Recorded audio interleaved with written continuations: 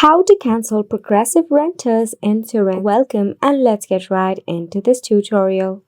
For this, you can search for Progressive help in a preferred browser. Tap on Contact Progressive via chat, email, or phone. In here, you can select various of medium to contact your Progressive agent or bot.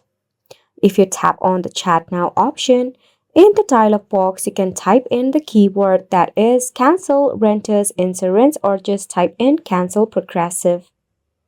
It will suggest you to call for the toll-free number. In that case, you can just tap on call 24/7. For the cancellation, you will have to call the agent as the online way of cancellation is not available for your progressive renters insurance.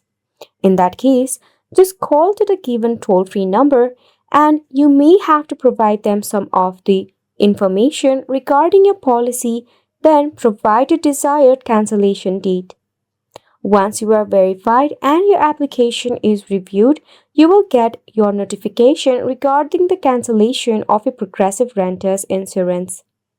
And it's a wrap for the video as well. Thank you so much for tuning in.